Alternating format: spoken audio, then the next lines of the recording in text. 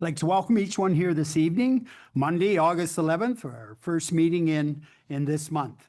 I'd like to call this meeting to order by beginning with acknowledging the land on which we gather, the traditional territory of the Nishnawbe, Ottawa, and Mississauga peoples. That the Council of the Township of North Huron hereby approves the agenda for August 11th, 2025 council meeting as presented. May I have a mover? Councillor Wright, seconder. Councillor Whitfield, all in favor? Carried. Disclosure of pecuniary interests and the general nature thereof? Seeing none. Number 4, consent agenda, that the Council of the Township of North Huron hereby adopts consent item 4.1.1, and further that the Council of the Township of North Huron hereby receives consent items 4.2.1 to 4.3.8 for information purposes. Before we pull anything, may I have a mover? Councillor Van Hitterson. Deputy Reeve. Would anybody like to pull anything? Go ahead, Councillor Palmer, please. 4.3.1. It's that report on soil health from ACW has recognized that as important, and it most certainly is. It's got to do with land use planning. They had 25 recommendations, so I looked at just a few of them, but it's preserving and protecting farmland, which is super important, and a tax credit for farmers that want to follow soil health programs. I'd like us, if we can, send a letter of support and send it to the parties mentioned in the said motion, please. Thank you. Would anybody else like to pull anything? Go ahead. Thank you, Reeve. The 4.3.7. It's one regarding opposition to Bill 17. Is that the one from Goderich?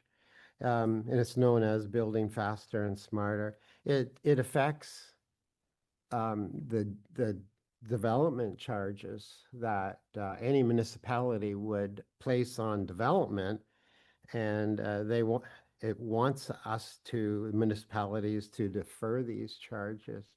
Well, we rely on that money, and so does everybody else. So this part of that bill doesn't make sense unless the government's going to replace the monies lost with grants or whatever. So a letter of support for that motion from Goderich. Okay. Was there anybody else that had anything to come forward? Seeing none, I'll turn it over to our clerk at this time, please.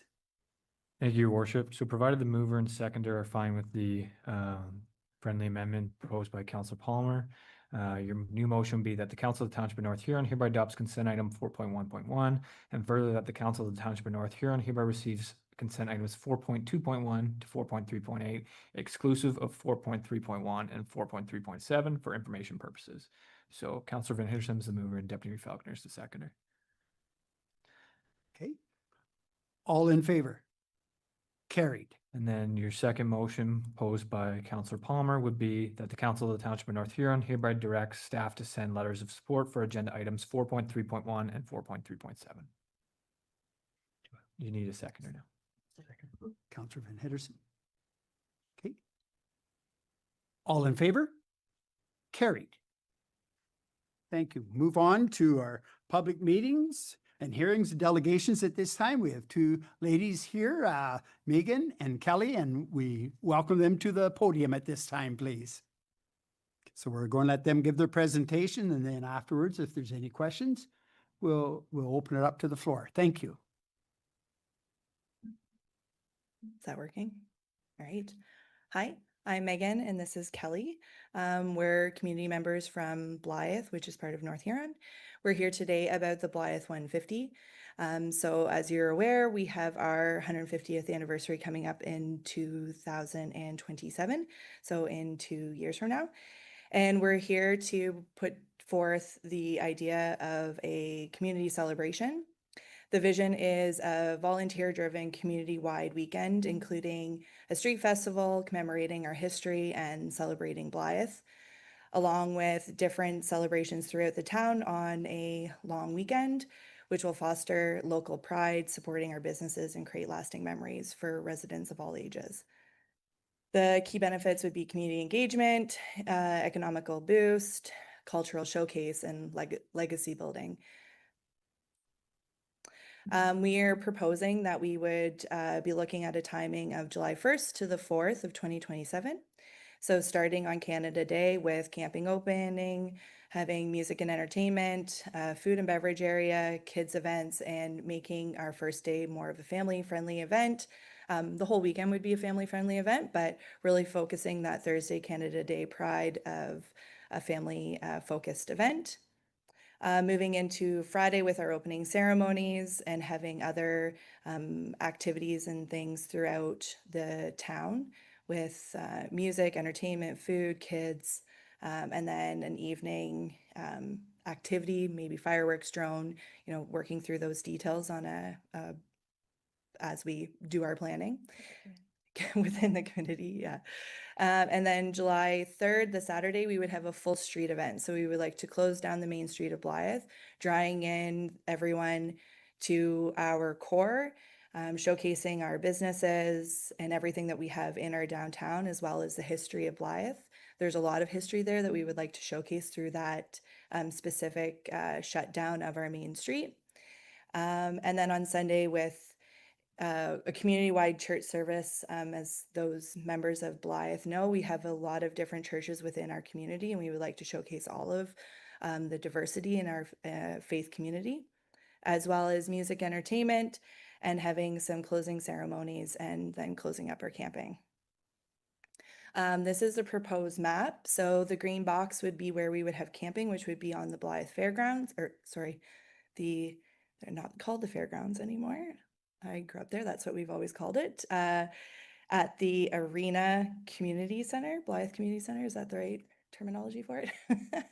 And then the main street would be closed off from just past Watson's down to almost Mill Street. And then beer gardens within the Lions Park. We would have a community barbecue within that same area, and local beer garden also on the Lions Club grounds. And then that's kind of the map. So we've already looked into some budgeting and preliminary costs. We're looking at about $75,000, which we've already gathered together a committee, and we're looking at different fundraising and marketing and sort of things to gather that 75,000. And then through the weekend, we would be looking at, there'd be camping and admissions, and whatever funding is left over that we've raised as a community, we would like to give back to the service organizations that have helped us through the planning and the support through the weekend. So any monies that are left over would be going right back into the community and into the service groups that are helping provide the weekend and all of the volunteers and the services that are there. So what we need from North Huron is we're here today to look to you guys to have the use of the North Huron facilities at either a donated for free or at a significantly reduced rate, so that whatever monies that we do raise through that weekend, we can give back to our community as much as possible. And we would be using this weekend to really showcase the community and North Huron and everything that we have to offer, and putting a lot back into our community. And then also the street closures, we'll be looking towards the North Huron staff to help us with that, facilitating that through the Huron County road closures. We've already been in discussions of what we need to do with that, and we have a lot of people on our committee that are familiar through the Santa Claus parade, so we're already doing that, but looking for support here from you guys. So in summary, we want to host a big party in Blyth, celebrate the 150, show what our community has to offer from July 1st to 4th on the 2027, and throughout Blyth, so using the main street and all of our facilities. So that is the end. Any questions? Or Kelly? Do you No, have that's anything? We don't have our full committee, obviously. We'll be still getting lots more help and our committee will be growing. Yes. Okay, at this time, take questions from members, please. Oh, go ahead, Councillor Palmer, please. May I address the delegates at the same Yes, time? yes. Yeah, thank you, Reeve. I guess it's wonderful that you're gonna do this for Blyth. You must know that in 2 years from now, this council will not be here. It'll be a new council. So you'll be having to address them. Hope some of you are still here. That'd be all right.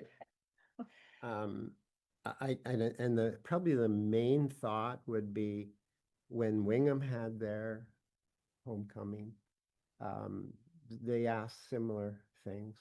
And so the municipality had to charge whenever staff were there because it costs. And, you know, if municipality can come out of it, you know, flat, that's perfect, you know, without overcharging anybody. You have to understand that. So, That's fair. yeah, the municipality would most definitely be as fair as possible, I'm sure. Anyway, those are my thoughts, you know, it could be changed by somebody else, but we must have fairness from between the wards and how the municipality actually treats everybody. Okay. We're unfamiliar with how that went, so you could guide us and give us all the information that you use for that event. That'd be helpful. Okay, Deputy Reeve, please. Thank you. Through you, Reeve. I'm unfamiliar with any of the information that the council was providing as to townships costing and how much manpower that never came before council. And I'm not sure of the validity of any of that. I have nothing to go on. So I don't want to have a verbal precedent in their deliberation as far as whether we deem this a significant event for the township and what rights and what privileges are passed on this early in their ask. So unless I'm mistaken about not having the information before me, I put forward a motion to support their request and instruct staff to work through the community involvement committee, that senior management staff that we have, to formulate the plans going forward and put my support. Point of order, Reeve. We normally allow a chance for comment and debate before someone puts a motion on the table. Okay, I rescind it. Sorry, I rescind my motion. Okay, that's fine. Okay, I'm not sure. I think your hand was up first, I think, and then we'll go to Councillor Wright. Yes, thank you very much. I was wondering if the Director Stice could tell us something about that, about the Wingham, what costs that were covered by the municipality, but I applaud the committee that they're coming in front of us almost 2 years before the event is happening, that they already organized in a committee, that they have volunteers lined up, that the service clubs are onto this. So yeah, I think it's awesome that you're doing this. And if you can tell something, that would be nice. Go ahead, Director Stice. Thank you. Through you, Reeve Heffer, to Councillor Van Hittersum. I think what it would be prudent if I worked with the community engagement coordinator to bring back some factual information. So we could do a search to see what was granted to the Wingham Homecoming. I do recall that those members were here and making a presentation. I don't recall the exact commitment of council, but in the just in terms of fairness and equity, I think that might be helpful, and certainly we can quantify what the ask is of Megan and Kelly, and so then council has the information at hand to make that decision if that's what you would like to do. Okay, thank you. Okay, this time, Councillor Wright. Yeah, so I think that's a great idea. But I guess the only thing that I wanted to, I guess, ask is the camping area itself. Was there any intention of using that for any actual activities? Yes. Or is it just for camping? No, the intention is for the camping to be available and then to be using the grounds for different activities through the day, like the ball diamonds and potential games in areas, and then kids disco within the arena, and then also having the arena available for weather sort of issues that we may have throughout that But weekend. the campsites themselves would just be for. Oh, yes, Oh, yes, just for camping, yes. And that's so thanks for clarifying. And that when I was thinking about this, that's the one thing I couldn't kind of quite figure out and wrap my head around is, I think for other groups, we have done, in-kind donations for facilities, buildings, arenas, staff time itself, but my concern is we'd be actually effectively closing the campground for a week. We'd lose any potential revenues that we would have during that week. Right, so that's now gets away from a like in-kind donation now actually becomes basically a cost, right? So Is that a number you would have available? What that weekend, the previous year, say this year, those dates, what you would have made off of that weekend, and we can see if we can actually like afford that? yeah, I think that'd be reasonable, right? To see Absolutely. what the normal usage is. Yeah, and just to clarify with the camping, we would be intending for our resources to man the booking. It wouldn't come out of the facilities team within North Huron to manage the booking. We would have a website. It would be part of our entire weekend package. So there wouldn't be the additional resources that you would require on that. So there would be, that reduced staff. We already have a group of volunteers who do the Threshers and are willing to, set up the sites, move people in, do all of the things. So you wouldn't even need those additional resources. And we would be returning the sites back to you the way in which they were given to us. So we wouldn't necessarily even need the staff through that weekend to manage the sites because we have a group of people who have been doing it for 60 something years with Threshers. So they know the facilities quite well. Thank you. Yep. Any other questions for these two ladies? I would like to also just let you know, we have reached out to other communities that have done this. They do tell us that if we don't start 2 years prior to, you won't put on the party that you want to put on. We intend to have fundraisers possibly this fall, right? Like if we can move forward with this and have your commitment, then we will go ahead with these fundraisers and meet our goal. But we do need you guys to decide, as soon as possible so that we can put these things in place and start, making the money that we need to do to cover the costs, like the campground and everything. And we understand that there is going to be a cost associated to it. That's part of that $75,000 budget. We're just here asking for North Huron's support to reduce whatever that fee is back to us for those facilities so that we can, like Kelly said, put on the party that we want to put on, that we've seen other communities do within our municipalities. So we want to make sure that we can give Blyth what Blyth deserves for this 150th. We will need to know that we have that weekend too, right? Like that would be something that we wouldn't be able to move forward for with our fundraising without knowing that we could have those dates. Yeah. Right. And we really want to make sure that, within your planning for the 2027 year, that you're not, roadworks or facility upgrades or any construction within That the was Blyth zone. why we're here so Yeah. early too. We want to right? really I make mean, sure that that planning is there so that we can make sure that those dates will hold. Councillor Palmer, please. Yeah, thank you, Reeve. Can staff tell us that these dates are okay, are open, Through as far you- as they know now? Yeah, through your worship to Councillor Palmer, I think there's no harm in council expressing their support for those dates. If council's wanting staff to bring back a report quantifying the financial support being requested, I think we could report back on that at that time as well to give our delegates more than enough reassurance that those dates are available for them. Yeah, so based on what I've heard here, Council's supportive of the event and those dates.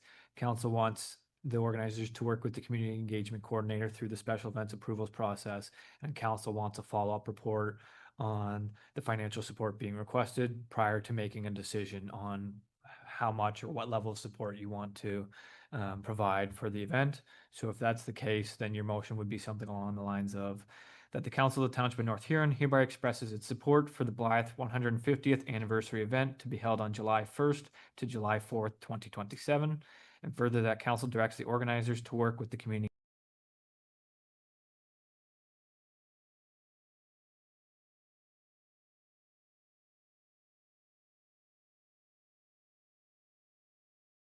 on the township's financial support towards the event. Either the Reeve or the senior management as to the process so that I don't make that mistake again. And why, if it was used, that process was used before and is being just used again prior to then being open for motion, what is the proper process so I don't make that mistake again, Reeve? Through your worship, to answer Deputy Falconer's question, a member can put a motion on the floor at any time during the debate. It's at the discretion of the chair of whether you want to entertain it right then and there. You could allow for more discussion, or you could consider the motion. If council's not ready to consider the motion and wants to have more debate, then you just wouldn't second the motion, but that's your. So then in the record, did the Reeve make that decision So, on my motion? Just want to know. so for clarity, you had a mover and there was no seconder yet on that motion. But was it put to motion to get a seconder? It was stopped, That's Prior. the discretion of the chair. but I don't know if the chair made that decision or whether that decision was made outside of the chair.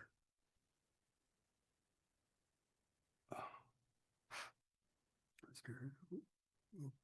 So you do have a motion on the floor now, is what I would say. yeah.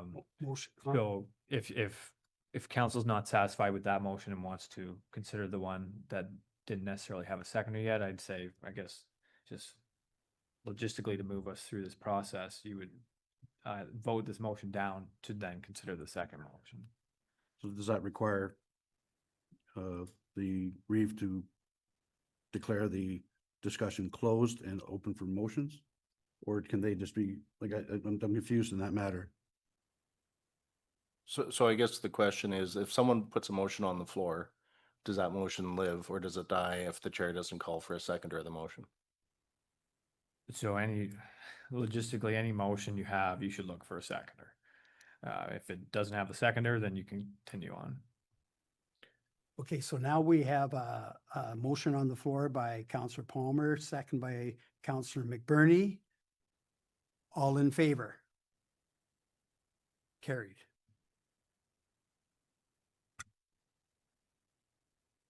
Okay, thank you very much, ladies. Appreciate the work that you're getting at this very early. I'm lost. So I'm just gonna ask the way I'd ask anybody. Will we have this in writing so that we know if this is moving forward, or do we come back next month and see what information you've collected from? Yeah, so through your worship, to answer the question, next steps would be you'll receive a council resolution letter, which will have the motion that was passed by council tonight. I guess in summary to the question you're wanting an answer to is the financial support piece. Council's requested for staff to prepare a follow-up report on what the financial cost of that would be. That'll come forward at a future meeting, and then council will make a decision on that, and then you'd be informed of that as well. Okay, and how long will that, is that at next meeting or? It would be probably at the discretion of the Director of Recreation and the Community Engagement Coordinator of how long it takes them to pull that information together for council, So could I have, Kelly, did you have, you're nodding there, so about how long would you? Sure, it will be, because the motion directs the community engagement coordinator, and I can't speak on that person's behalf, but certainly I can make a commitment to work towards a deadline for the next council meeting. That's So is that wonderful. fine That's for wonderful. you ladies? No, that's perfect. Do we need to attend that meeting? Or should we attend? Looks like we'll be here. I guess we'll be here. Sure. But to help the committee, because I know how difficult it can be, would it be appropriate to put a motion on the floor to ask staff to reserve those dates for the Blyth 150 Homecoming Committee? Just so that, you know, because the only reason the dates would not move is if someone else would book it. So would that be appropriate? I don't necessarily think you need a motion. We already have the motion of council supporting those dates, so naturally we would next step would be to make sure those dates are available. Okay, perfect. So are you gonna book that off with the hall? Someone will do that, or do I need to send another email to make sure that someone blocks it? Director Seiss? Through you, Reeve Heffer, I will make sure that that's booked and I will send you confirmation in an email. Okay, Okay, wonderful. thank you. We just have fundraising that we'd like to move forward in the fall. In a couple months, the fall will be over. Yeah. Okay. Thank you. Thank you very much, ladies. Appreciate your get up and go on that. And it'll pay off starting early for sure. Awesome. Thank you.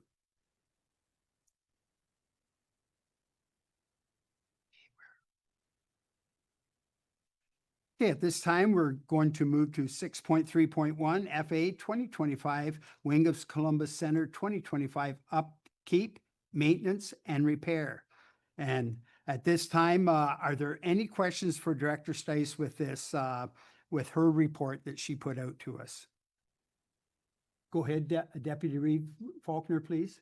Yes, thank you. I'd like some little clarification on two items in the report. One, the request to not go to RFP for construction on a municipal building. I am just curious, does that put us in violation of our transparency in our own bylaw? Or can this be extended to people that get money from us for the CHIP program? I know some of them have wanted to do their own work on their own businesses, but were denied that they had to get 2 quotes from contractors in the past. I'm just wondering if that's in conflict with our own bylaw. Secondly, I'm confused with the reserves for the center.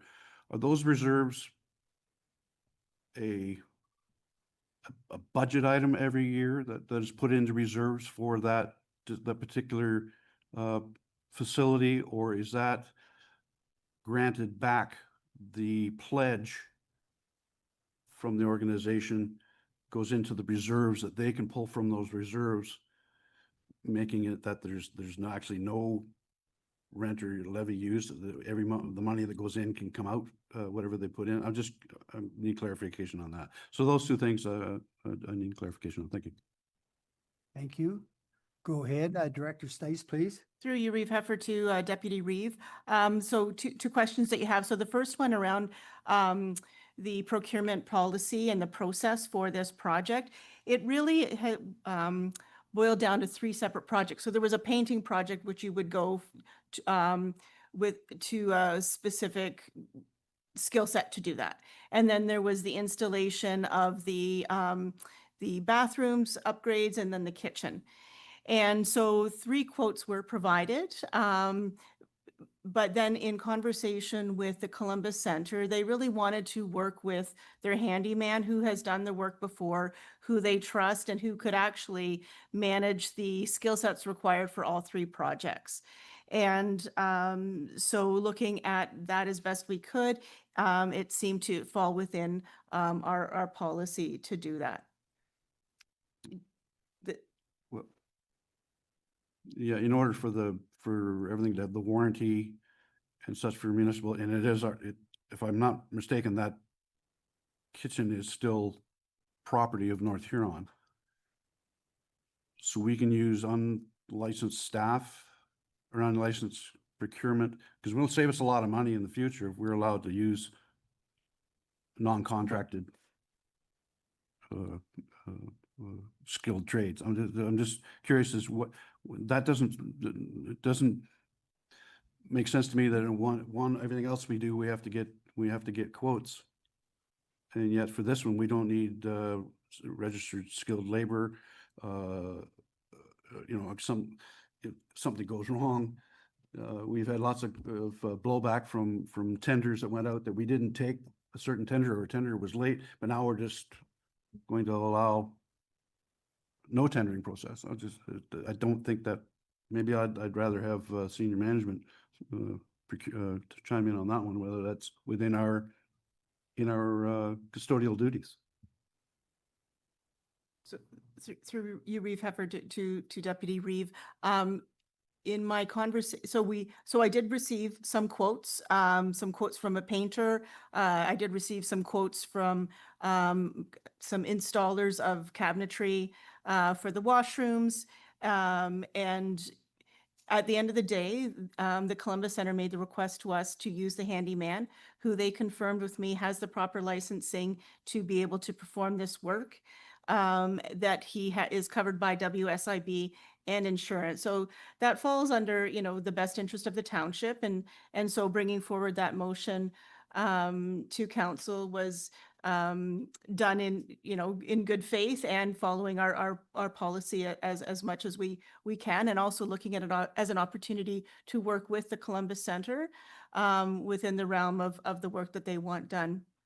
Your second question was around the reserve account, and I would love for Director Lamb to chime in there, because I don't have the background on that. So the wording in the reserve bylaw for that fund specifically states that this discretionary reserve has been established in consideration of bylaw 39/2023, which was that pledge repayment agreement with the Knights, whereby the township has agreed to allocate the balance of the Knights of Columbus pledge funds towards improvements to the community hall at the North Huron West Cast Community Complex. So to make a long story short on your question, the funds in that reserve are the funds that were the pledge money and not additional taxation. Okay, thank you. Okay, so are there any other, go ahead, Deputy Reeve, please. Yeah, I just would like assurance from the CEO and the clerk that this process will not in any way put us in default of that and you know, open us up to another contractor, a plumber or electrician that didn't get a chance to bid on that. Yeah, certainly through Reeve to Deputy Reeve. The intention has been to reach out to get those additional quotes, guaranteeing obviously the requirements under our processes.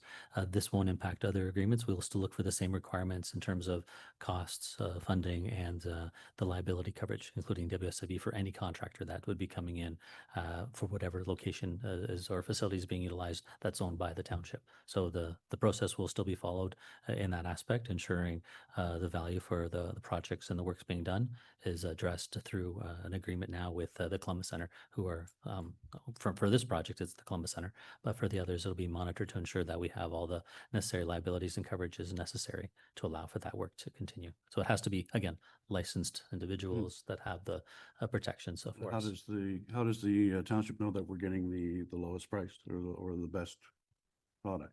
It doesn't go out to tender. So based on the quotes that we did receive for these projects, these individual projects, the costs that are being provided, or the services and the labor being provided by their handyman, their licensed member, is lesser than the tenders that were received, the quotations that were received from our local companies that did bid on it. And those are all received on file from those other contractors, whether it was, I won't name them all, but they were all received on file, and the value that's being brought back is the savings in the labor. So it's an individual, not a business, not a contractor, or is this a contractor they're using?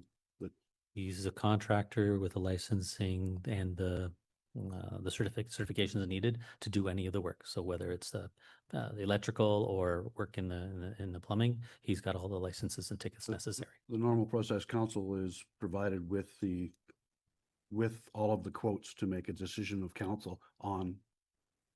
Mm-hmm. So under your procurement policy, there's different processes based on different thresholds for projects. So there's RFQs like this one where you receive 3 quotes, there's RFPs, there's tenders. So based on this process, it sounds like what was used is an RFQ process where this is being awarded to the lowest quote. Okay. Okay, Counselor Wright, please. Yeah, I guess to the deputy's point, normally it would be, clear what we're paying to a contractor to do the work, and it isn't clear what we're paying for this work. Because I actually, maybe I read it too quick. When I read it the first time, I thought the labor was being, donated, basically, but it seems like we're actually paying somebody to do the work, and we don't know the value of that, right? That's kind of my concern with it as well. Okay. Counselor Palmer. Thank you, Eve. We're not paying for it.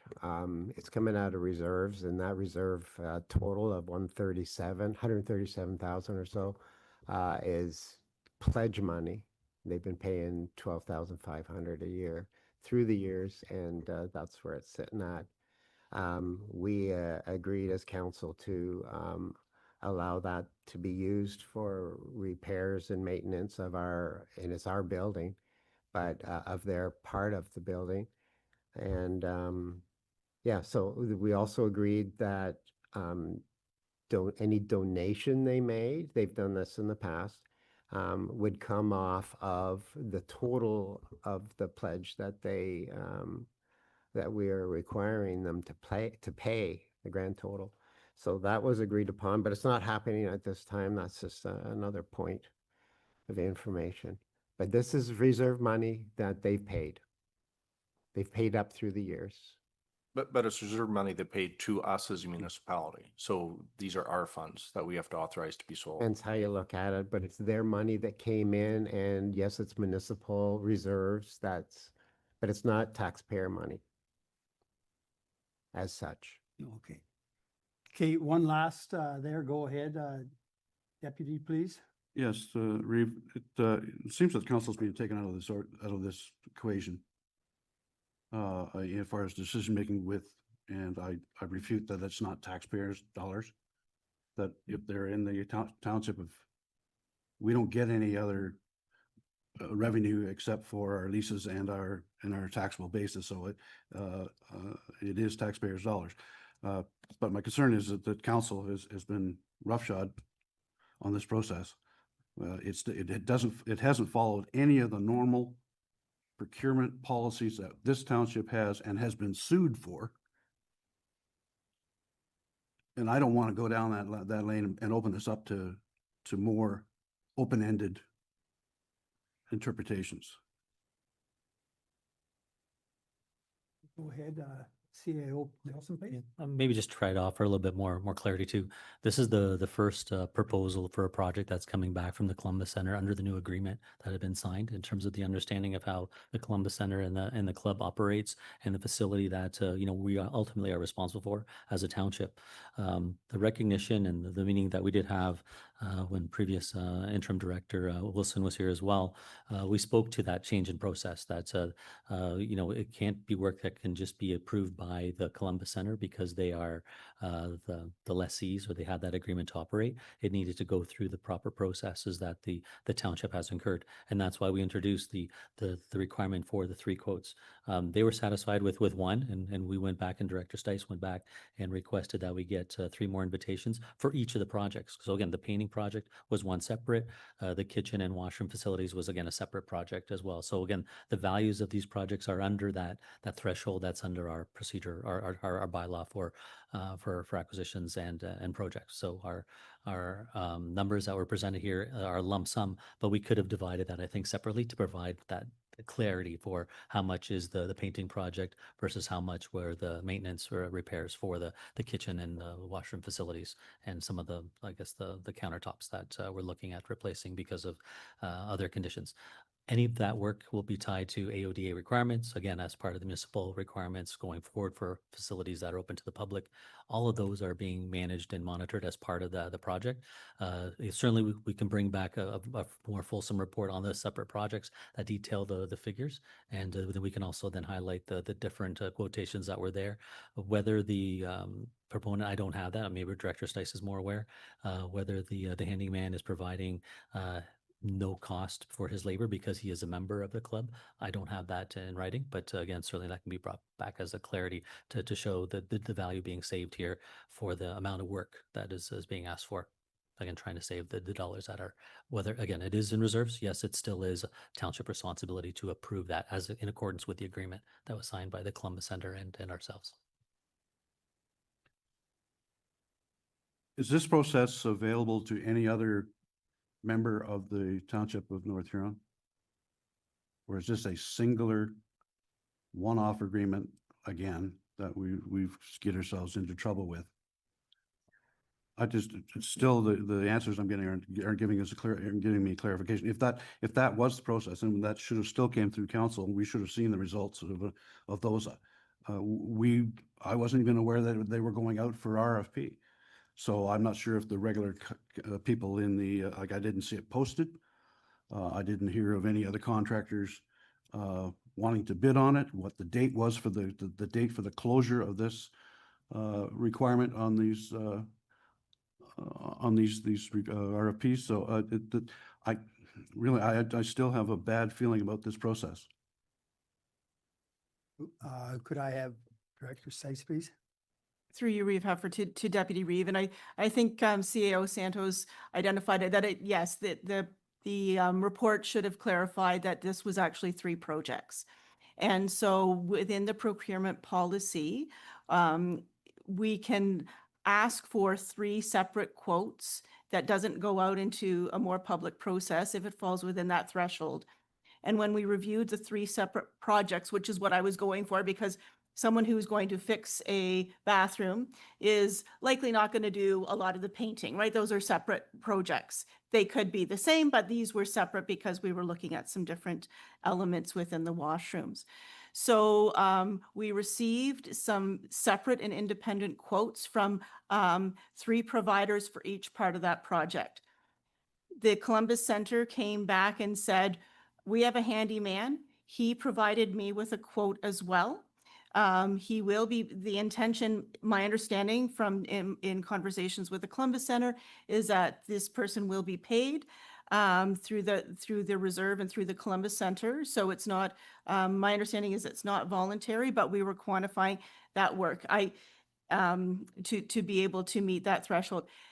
In conversations with the Columbus Center, they had asked if we would consider working with the handyman on all 3 projects because he was able to come in and create some efficiencies for them. So we followed the process. We had some very clear boundaries in terms of in between each of the projects. It did kind of muddle into one at the end, which I think is creating some of the unclarity, but we can package it out into three projects, but it did fall within the procurement policy, which is something I've have on my desk to follow very closely. Thank you. And I'd like to make a motion. Okay. If discussion is, would like to make a motion that this process be redone in an open and transparent manner. That will clarify all of these questions that have been raised. Point of order, Reeve, if that can be made at this point. The answers have been given. I've heard the answers. There has been some procurement. I'm not sure what why the councillor is resistant. I understand a little bit about where he's headed, but the answer has been given clearly. So I think we should just move forward with the motion, not this one, but the motion in our book. It's totally up to the Reeve's discretion, so I leave it to the Reeve. You have a mover on Deputy Falconer's motion, so he's put forward a motion here. That'd be your starting point to see if there's a seconder. Okay, is there a seconder for Deputy Reeves' motion? Counselor Whitfield? Okay, all in favor? Point of order on the table that is decided by the read, whether it has validity or not, stop the process of motion. We'll go ahead with what we're doing right now, okay? Yeah, that's what I planned. Yep, okay, go ahead. So the motion would be that the Council of the Township of North Huron hereby directs for the reissuance of an RFP for the 2025 list of upkeep, maintenance, and repair for the William Columbus Center. Your Okay. mover is Deputy Falconer and your seconder is Councilor Whitfield. Okay, all in favor? Defeated. Next motion, please. May I ask a question? According to what I hear over here, that is all in our procurement policy. Mhm. So can we have a little bit more clarity about the procurement policy? I think it's related to the amounts of renovations or renewals that has to be done, and then it's up to the staff to get out RFPs or tenders or whatever is necessary. So Proclaim, please. Yeah, so in your procurement policy, you have different thresholds for different projects, right? So under your procurement policy, which is your bylaw 16 of 2022, there's different approval authorities to award, right? So some anything over 75,000 or that's anything over budget has to come to council for approval. Anything under that, there are different processes like a request for quotations where you need to get 3 quotes, formal RFP processes, formal tenders, and that's all outlined in your procurement policy. So why council wouldn't necessarily see some of these is because through the RFQ process is because they are already included in the budget. They come through an RFQ process that falls within that budgeted amount, and then staff have the ability to award them. And really, what is supposed to happen is they get included in the quarterly financial reports that council would then receive. This one, despite being lower than the $75,000 threshold, has to come to council because it's drawing from a reserve account. Staff do not have the delegated authority to draw from reserve accounts because this would be paid for using the William Columbus Center Reserve. Staff require that direction to draw it from the reserve account. So that may help provide some clarity on some of the questions related to your procurement policy. Okay, thank you. Deputy Reeve? Thank you, Reeve. Yeah, just in all of our other facilities, other parts of the arenas, whatever other thing, if there's painting to be done, staff has done it in the past. Painting that's done during the summer there. If a sink stops working, staff replaces the sink or just through normal utilization of the town's resources, they move things around there. What part of this process could be done by staff and not have to go out to procurement so that there's no, like, I don't see anything there that staff, our own staff wouldn't do to maintain our own buildings. And this is one of our own buildings. And we are responsible for the kitchen portion of that building as far as upkeep. That should be just be normal process of maintenance. I just don't know why we're going to this difficulty. I'll go to Director Stice, please. Through you, Reeve Heffer, to Deputy Reeve.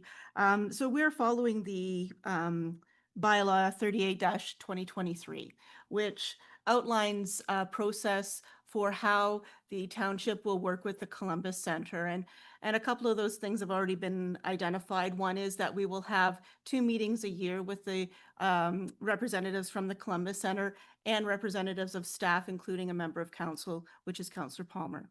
That meeting was held in April. I wasn't part of that. It was because that facility was under Public Works at the time. So, but that meeting was held, and part of those meetings are to discuss upkeep and maintenance issues that the Columbus Center requires. And some of their maintenance and upkeep issues might be a little bit, their timing might be a little bit more ahead of perhaps the timing we would have for the rest of our building. So because they are a banquet facility and they would like things to look a little bit differently. the reserve account is also set aside to assist with the spending and accounting for some of those expenses.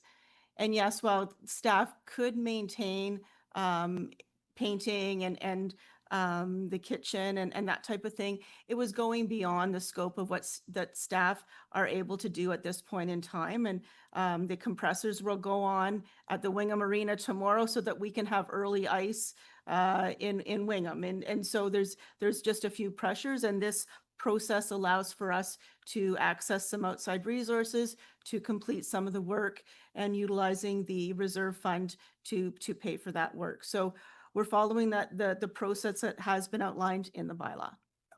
Okay, So, appreciate that. Why wasn't the lighting that was replaced in that hall then come out of the reserves and it had to come out of taxation? That's a maintenance item.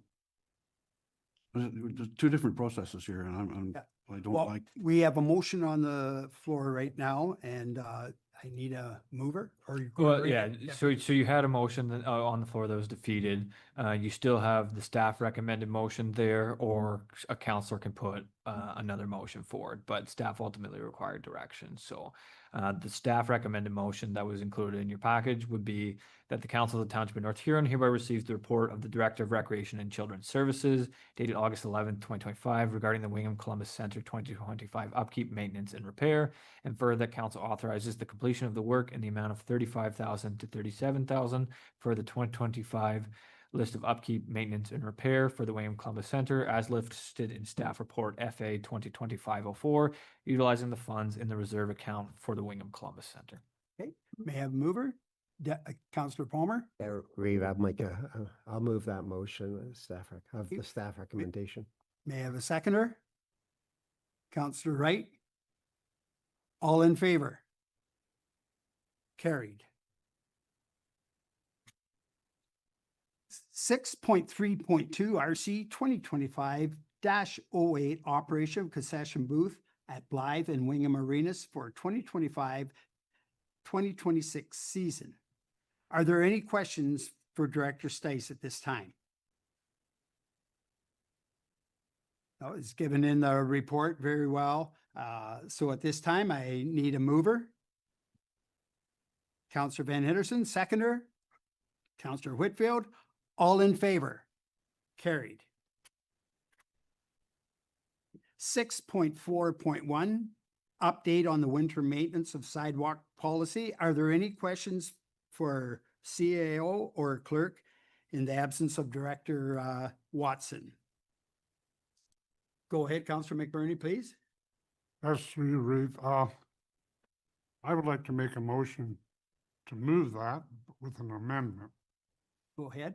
to add Coombe Street, east side, and Drummond Street, north side, to be included in that sidewalk policy.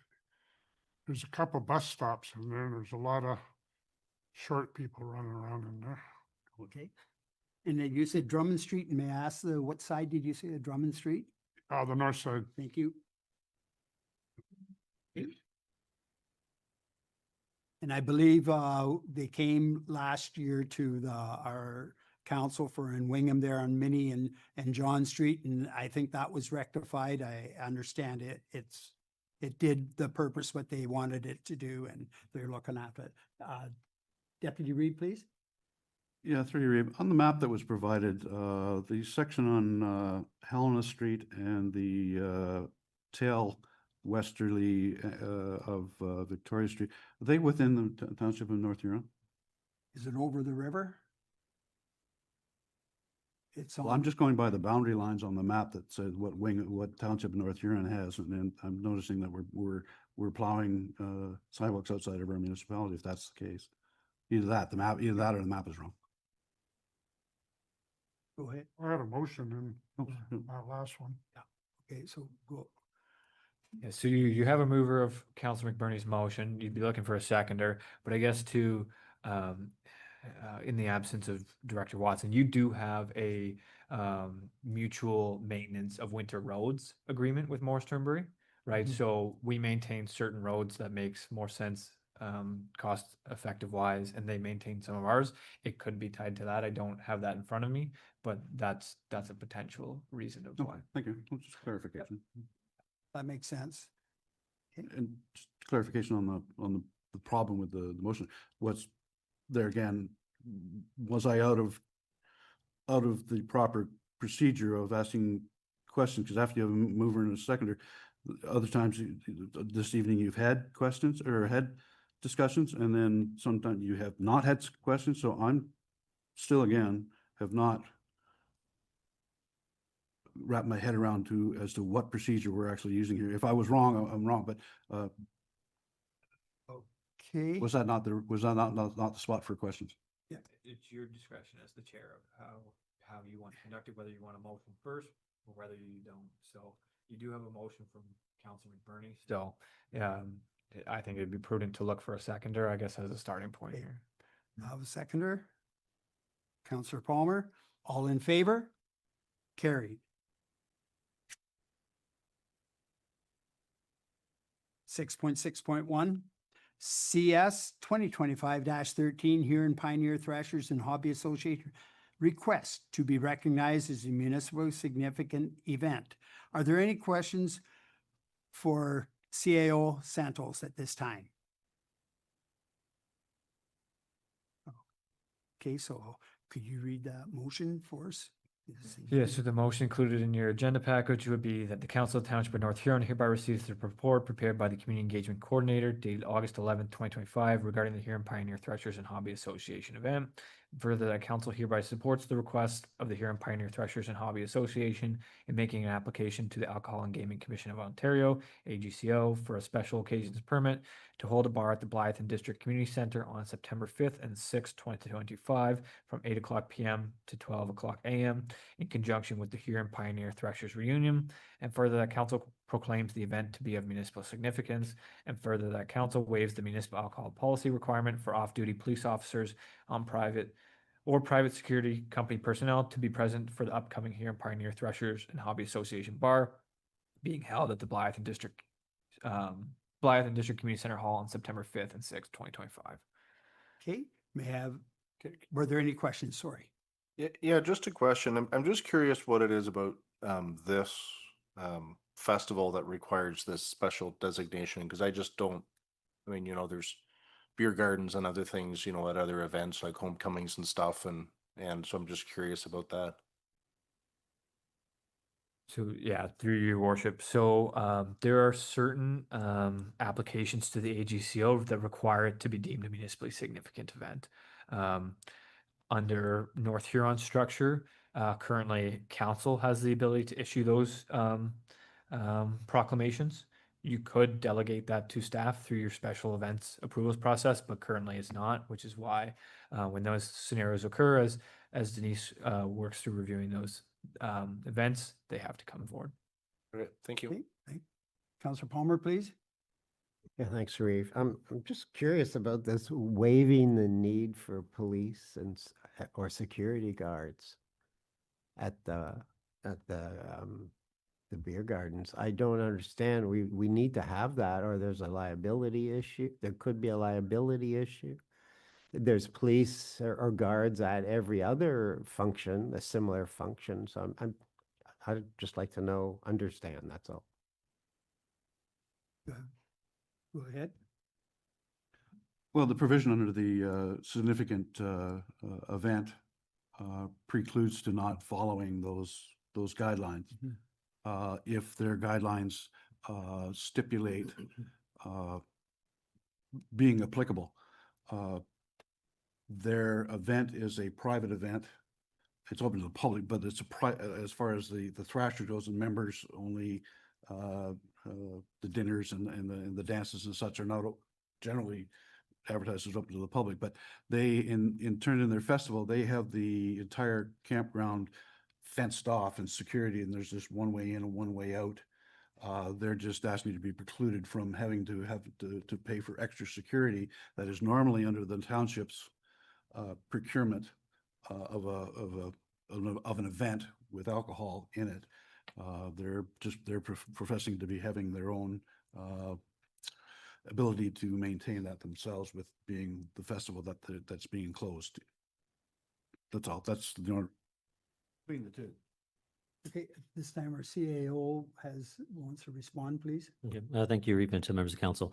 I had this discussion as well with our community engagement coordinator because I asked the same question regarding the waiving of that, and the reference was again, historic precedents based on the attendance and the use of this specific beer garden is much lesser than what you would experience at potentially a baseball tournament, and obviously the age and the attendees are the committee members or the membership of the group themselves. So it's not a large or significant in terms of size of use. So the risk has been assessed based on that measure. There's not a waiting line. It's in keeping with our municipal alcohol policy that gives us that discretion based on the activity. Again, that's something that's monitored on each event. This one again, because it'll be my first event attending here, can certainly acknowledge if there are concerns about high risk with this event for them. In terms of past experience, the township has given that same leniency with no requirement for security from the police side. Okay, at this time, I need a mover. Deputy Reeve, please. Councillor Van Hitterson, all in favor? Carried. Okay, and also, I'd like to bring forth a second motion. I'm just wondering, after what we asked the ladies here, what the costing of what's going to cost down there, I'm just wondering, would I be able to put a motion forward that the staff costing to support the annual Threshers, what's involved there? Because I noticed in their report, next year it's going to be a lot bigger. Well, then you're going to have like our Mr. Cooks and whatnot doing a lot more work and whatnot may be involved, but maybe it won't be too.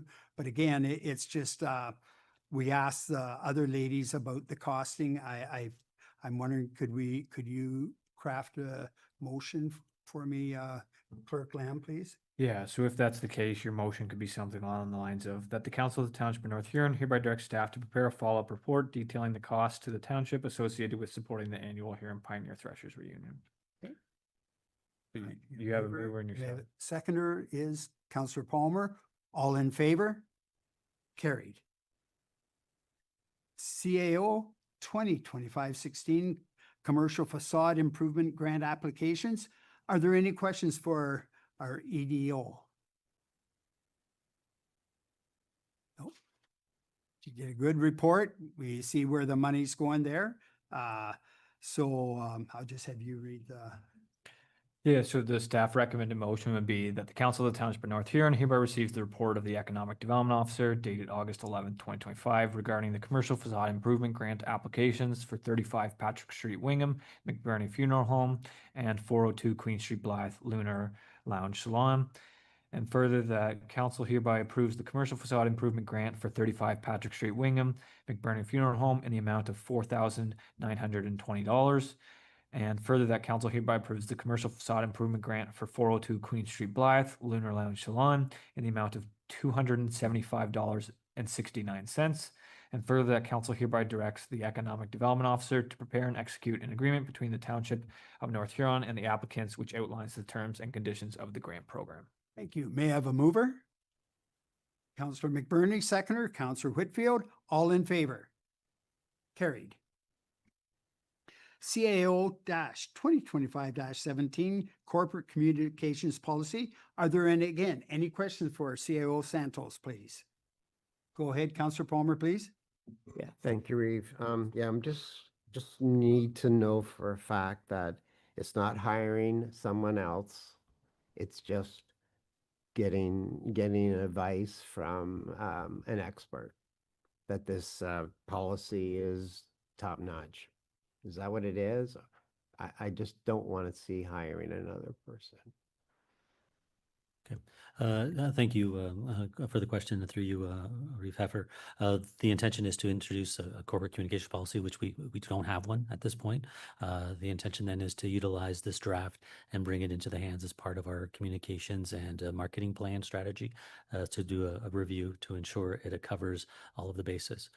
Generally speaking, no, this isn't intended to utilize the resources we have to date. It provides the goals, directions, action plans, and some tactics in terms of whatever activity the township is hosting, whether it's from the recreation side, whether it's from our cultural and activity side and festivals, or more internal communications between departments and council and the public and the media. So it outlines actually goals and roles for our existing staff to take part in, and then utilizing that under a stronger brand so that all the communications are more consistent and reliable, and I think hopefully a little bit more expected from the public to show a more professional approach to how we send out our communications, from the activities that we are actually doing on an annual basis to one-offs or special circumstances that we provide the same type of response in a communications sector way. So that's the intent of the policy. The intent tonight is to get further input from council. If there's things you see missing in terms of gaps or you'd like to see amended in terms of a flow for communications, that's an opportunity to address that now as well. And then we'll utilize this with the future consultants that we bring on board to review this, as well as our social media policy, which needs updating, and then bring it all under one umbrella and have that come back to council for final consideration. Right, go ahead, Councillor Wright, please. Yes, thanks, Steve. So the one potential gap I saw was with regards to committees of council, right? So it says the committees of council are bound by their own policies of the committee. So then, first of all, that would require any committee of council to now have a communications policy. So that's getting into a lot of red tape. And then, like it makes it now very burdensome to have a committee of council, because that becomes now one of the things they have to do is create a communication policy. And then who reports on things until the communication policy is adopted. When it comes to committees of council, normally there is a councillor who's designated as head of that committee of council. I just wonder if it'd be a lot cleaner just to specify that the duly appointed councillor is the designated spokesman of those committees of council. That way it's clean, and I think in a way it just makes sense as well, right? That because they're not speaking on behalf of council, just upon the committee that they've been delegated to head. So I don't necessarily think you need to add anything else, because all that is generally going to be captured in your terms of reference for a committee. So under our committee appointment policy, it says every committee shall have a terms of reference, and that usually identifies all that stuff. It'll say the chair or the council representative is the spokesperson with council, and the department head is this staff support person. So I think when it says like the policy specific to the committee, it's likely talking about their terms of reference, and generally in those terms of reference as well, it also says that this terms of reference and any other applicable council policy shall apply. Yeah, so that makes sense. So maybe that would just clean it up a little bit to refer to the terms of reference of that committee, because those have to be created prior to the committee being formed, right? So that would clean it up. Great, thanks. Okay. Any other questions for our CAO Santos at all? Seeing none, may I have a mover? Deputy Reeve, seconder. Councillor Wright, all in favor? Carried.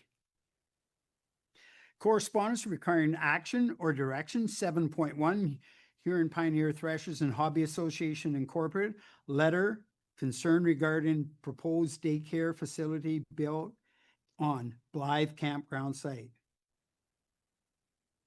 Okay, at this time, I'm just suggesting this, but maybe you don't want to look at it. I put it out there. I suggest we direct staff to review the letter and respond to the questions and concerns. But are there anything from, go ahead, Deputy Reeve, please. Thank you, through you, Reeve. Just on the concerns that this letter is posted and as in the council members and open to the public. In this letter, there I find there's some inaccuracies as to understanding of commitments and contracts and land titles that are not factual.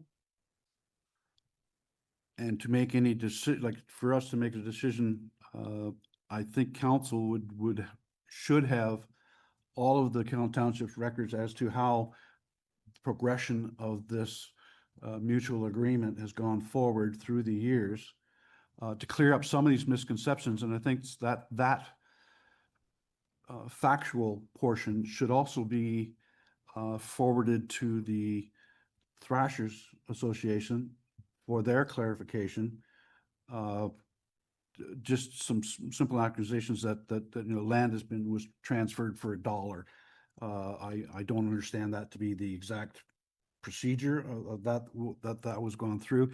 And there have been agreements to build other buildings on that property. I think council and Threshers should have equal opportunity to look at those, what was binding in those contracts, what was allowed for them to build a building on the property, but also for them now to say they're in opposing of us building anything on the property. I just think there's a lineage from 1966. I believe there are I don't want to get this wrong, 20 or 21 agreements that have been passed from its inception with the village of Blyth, and the what property was bought and what property was assumed, and what upgrades were done and done by whom. I think you'll find that the municipality has been, also on the hook for quite a few of those improvements through the taxpayers of the township. So I just think it would be prudent that if we were given the information that we require, and that possibly if we have a meeting, even a closed meeting with the Threshers, just to talk about ongoing this back and forth of inconsistent information isn't going to get us anywhere quickly. So I just think council should have the information. I think the information should be available to the Threshers Association as well, so we can get clarification going forward. Okay, so with that, could that be worked out in what I suggested there, that we direct staff to bring forward, review the letter and respond in questions, concerns, like tie it all together? Would I bring that before the CEO or our clerk? But yeah, I guess logistically, I guess through your worship, logistically, I guess it's a question of whether council wants staff to respond in the absence of council receiving that follow-up information first, right? So there's two ways you could go about it. You could direct staff to respond, and then staff would send a letter back to the Threshers, which would include a copy to council for sure, and indicate the responses to those questions that they've raised. Or you could direct staff to prepare a follow-up report on that historical information you may be seeking, and then based on that, you can determine what direction you want to provide. Then it's all on how council wants to approach this letter. Go ahead, Councillor Palmer, please. Thank you, Reeve. These are just sort of general questions, thoughts. If a building was put in Blyth, it doesn't necessarily mean Blyth kids get in. Because maybe you can clarify, Kelly, about how, who gets in first. Councillor Wright and I were talking about, that it's maybe open to the whole county. Like the county says, I'd like to know more about the rules of who gets in first. Then are we full in Wingham? Is it full? Do we have enough staff to go up to 100% capacity? Maybe that's the second question. Go ahead, Councillor Stace, or Director Stace, please. Through you, Reeve Heffer, to Councillor Palmer. So to your first question, in terms of priorities on the wait list, so there is the parent package that came through council last year around adding, changing some of the priorities. So there is that determination, but each provider gets to determine their waitlist priorities. And we haven't quite determined the priority for admission into the new daycare. So we have, staff have had some preliminary discussion around how do we support those in Blyth first and the surrounding area. But there's a lot of different factors. We know that some families are traveling an hour to get access to daycare. And so how can we best support some of those families and reduce some of the barriers and stresses that they're under? So no determinations have been made at this point. We will continue to follow the waitlist policy that we have in front of you. Not in front of you, that we follow. The second question, remind me again. Oh, capacity. Capacity, yes. 100 or around. So we would not be at 100. No, let her answer this question, please. So to say we would be at 100% would not be accurate because we have some vacancies. When I do my quarterly reports to council, you'll see that there are some we're at 80% capacity or whatnot. Some of that is based on the ability for us to hire staff. And you'll see that particularly in our before and after school program. Those tend to be split shifts.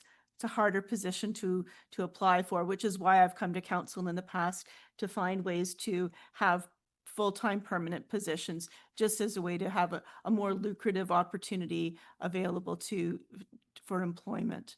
But I would say that we are full, and it fluctuates. So full doesn't mean we always have 8 infants. It fluctuates based on the numbers we have in the building, and as children age and grow, we try and adjust our maximums to meet those needs. So we will be working on a hiring plan to hire more staff for Blyth. We are known as a really good employer. We have a good reputation because we are a municipal employer. We offer really great benefits and a really great work environment. And so that's to our benefit, but we will have some work ahead. Thank you. Any other comments? Go ahead, then Deputy Reed, please. Point of order? Point of order? Reason? We're carrying on. That's up to you. Okay. You haven't ascertained the point of order, the reasoning or. Okay, we're going ahead. At this time, I'd like to have a motion brought. Formal request for my point of order has been denied and disrespected. And the looseness of this head of council's use of point of order, where they've taken it on 2 other occasions this evening and has stelt mine twice now. Thank you. Okay, at this time, I'm looking for a motion that would give our CAO something to go with 7.1. For clam. Reeve, would you mind if I ask one more question? Yes. Is there any time sensitivity to getting back to the Threshers with relates to the actual project of building the building? Like, does staff see any tie there, right? Like, because if the one motion is to get a report and bring it back to council and then respond to the letter, that's going to take longer than just responding to the letter. So just curious, is there any time sensitivity that staff see on this? Through you, Reeve Heifer to Councillor.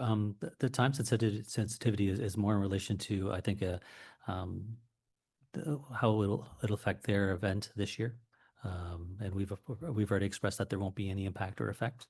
The next year is when they're proposing the planning for the larger event with a special anniversary. We should be able to discuss operational plans and discussing around the site plan and what changes are there in that interim. So we can resolve, I think, those operational concerns or questions that are there. But in terms of specifically requesting a change in location, that's council's, that's in your bailiwick in terms of do you look for a reconsideration of location or just continue to move the plans along as we are right now with the architect in place and the designing for servicing going on at this time. Yeah, so then, like, if there's no time sensitivity, then I would make the motion for staff to prepare a report on the history of, basically our agreement with the Threshers, and then bring that back to council at the earliest opportunity, so then we can use that information to better direct staff on how to reply to this letter. So yeah, your motion would then be something along the lines of that the Council of the Township of North Huron hereby receives the correspondence of the Huron Pioneer Threshers and Hobby Association, Inc., dated July 18th, 2025, regarding the proposed daycare facility built on the Blyth campground site, and further that council directs staff to prepare a follow-up report regarding the history of the Blyth Arena and campground property as it relates to the Huron Pioneer Threshers and Hobby Association. So Councillor Wright, Yep. mover, seconder. Councillor Palmer. All in favor?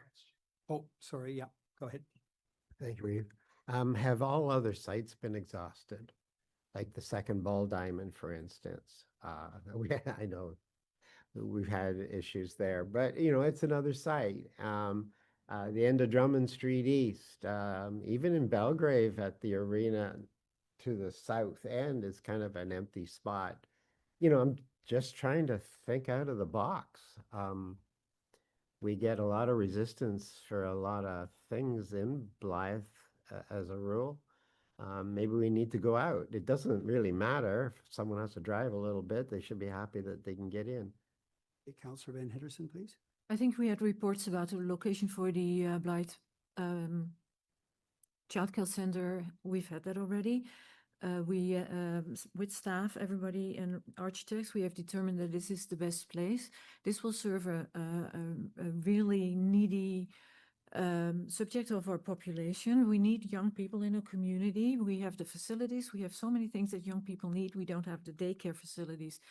There's a waiting list of the last time, I think it's over 200 children.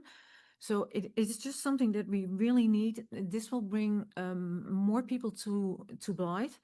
They will shop there. They will do all kinds of things, 52 weeks a year. And I think that we have to keep that in mind, that we exhausted a lot of spaces already. So Thank you. Deputy Reeve and then Councillor Palmer, please. Thank you. Through you, Reeve. This process has gone to the point of designating an architect on a location, discussed and voted on by council. So this information is saying whether the township has exhausted all other processes, to me, that would be a given, because we had the opportunity in the process to look at every other possibility. So to rehash that again, I think that it would be the head's duty to reassure that this process has been already gone past the selection process. So to bring back discussion on that again, unless you want to reopen that, someone wants to put a motion forward to reopen that, I think this is a frivolous conversation. Okay, point, go to Councillor Palmer then, please. Yeah, frivolous or not. Thank you, Reeve. It's always nice to make sure that everything's exhausted. Has it been thought of in the same location, but just a little bit encroaching the parking lot of the arena? I'm being sensitive to what the Threshers are saying. That's where I'm headed. Is there anything else we can do to help? Can we come 30, 40 feet into the parking lot. It's a big parking lot. Is it possible? That's all I'm asking. Has it been thought of? There's no dumb ideas here. It's just a thought, that's all. Go ahead. Just an effort to respond, even if we relocate the existing footprint that we've identified on the property, the concern to move it into the parking lot will still impact the Threshers to the degree of how they set up and load for the event themselves with their big machinery and the parade that kind of goes along within the parking lot. So it may actually cause more harm to come into the parking lot that's paved and is serviced to a degree that supports their current uses as well. The proposed location seems to be the less impactful in terms from the staff and the township perspective. It's more easily serviceable to us based on what's there in the area, and recognizing that the area that's being proposed is actually of lesser quality in terms of the hydro facilities that are there. It's not the higher wattage that the other sites have, again, but it still provides additional opportunities in the future to look at how do we provide for any potential loss of those campgrounds. So we're saying it's about 30, but those are the 30 smaller ones that again aren't the preferred uses for the existing Threshers that are looking at a lot and a half or almost 2 lots for campsites.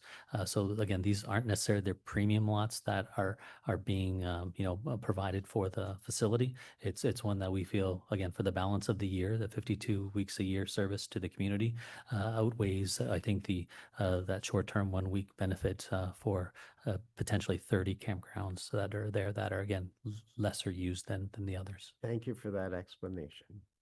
Appreciate that. Okay, at this time, could you read the? Yeah, so the motion on the floor is that the Council of the Township of North Huron hereby receives the correspondence of the Huron Pioneer Threshers and Hobbies Association, Inc., dated July 18, 2025, regarding the proposed daycare facility built on the Blyth campground site. And further, that council directs staff to prepare a follow-up report regarding the history of the Blyth Arena and campground property as it relates to the Huron Pioneer Threshers and Hobby Association, Inc. So your mover is Councilor Wright, your seconder is Councilor Palmer. All in favor? Carried. Okay, just report, just one little thing was this weekend, large biking contingent left Hamilton, went to Guelph, and then they came across the G2G trail yesterday, and they met up Blythe, the bulk of them, and then a bunch went down to Godrich, and they camped overnight at the campgrounds there, and just brought regards from the township and just thanked them for going through, but they just were very taken by how nice the drive was through there, and they really appreciate the stay at being able to go to the Boot for supper, and they just had a great time together. And again, our CAO happened to be in there, and he also at the end of the night he came in and just thanked them on our behalf, of the township's behalf, of they just made a good story of how well the trail worked for them and how they appreciated it. So that's all I have at this time. I'll take council member, board and committee reports, verbal or written updates from members who sit on boards and committees. Does anybody have any? Well, I know it's a slow time through the summer with vacations, whatnot. Okay, are there comments by members? Go ahead, Councilor Wright, please. Yeah, thanks to you, Reeve. So I'd like to recognize the Wingham Horticultural Society. Been walking around town lately, and everything just looks absolutely stunning. Crookshank Park, I don't think I've seen it look better. So I just wanted to make those comments. Thank you, Reeve. Thank you. Duly noted. Okay. At this time, we'll go to notice of motions, bylaw, or are there any notice of motions first, please? Seeing none. Bylaw number 52, 2025, procedure bylaw. May I have a mover? Councilor Van Hitterson, Councilor Wright, all in favor? Carried. Bylaw number 53, 2025, petition policy. May I have a mover? Councilor Palmer, Councilor Whitfield, all in favor? Carried. Bylaw number 54-2025, 2025 Accountability and Transparency Policy. May I have a mover?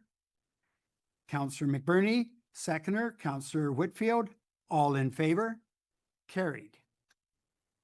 Bylaw number 55-2025 Public Notice Policy. May I have a mover? Counselor Wright, seconder, Counselor Whitfield, all in favor? Carried. Bylaw number 56-2025 Council Vacancy Policy. May I have a mover? Counselor McBurney, Counselor Palmer, all in favor? Carried. Bylaw number 57-2025 Sponsorships, Advertising and Naming Policy. May I have a mover? Counselor Van Hitterson, seconder. Counselor Whitfield, all in favor? Carried. Bylaw number 58-2025 Memorandum of Agreement with Simply Voting Incorporated. May I have a mover? Counselor Van Hitterson, seconder. Counselor Wright, all in favor? Carried. Bylaw number 59-2025 Appointment of Director of Finance, Treasurer. May I have a mover? Counselor Palmer, Counselor McBurney, all in favor? Carried. And at that time, we like to welcome Maria. She isn't here this evening, but she'll be at our next meeting. And again, I just want to say thank you to Annette for the work that you did for us. And it was very, very much appreciated. We really appreciate you. And I know the county will be welcoming you back too. So thank you very much.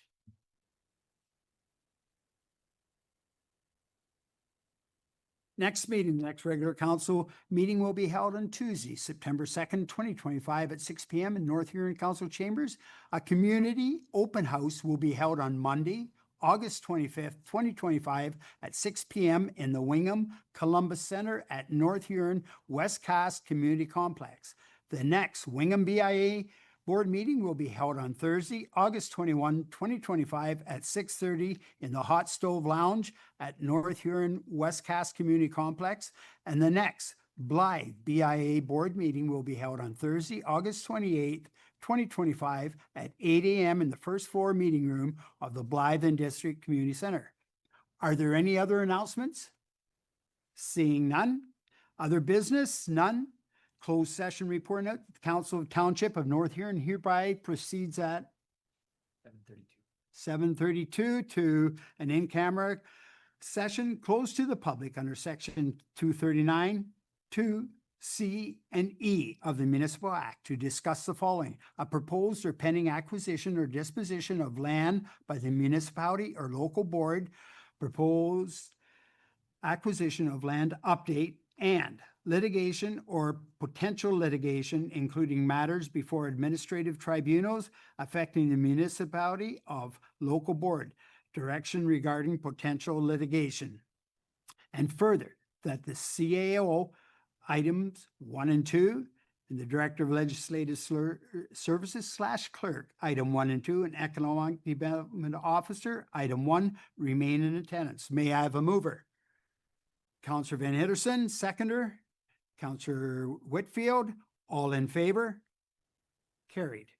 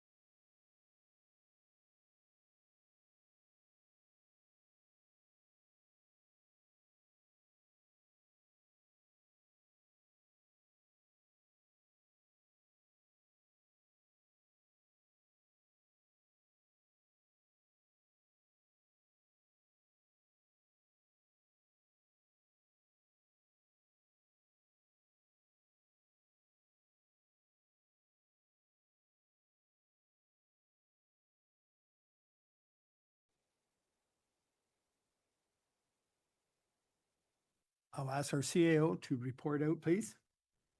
Yep, thank you, Reeve Heffer. Council just reporting out of closed session dealt with two matters under Section 239, 2C and E of the Municipal Act. Under the first matter regarding a proposed pending acquisition or disposition of land by the municipality, information was provided to council and no further action was taken. The second item is dealing with the litigation or potential litigation, including matters that are before administrative tribunals affecting the municipality or local board. Council was provided with an updated report and direction given to corporation and the staff to proceed with the direction on that matter. Thank you. Bylaw number 60, 2025, conformatory bylaw. May I have a mover? Councillor Wright, Councillor McBurney, all in favor? Carried.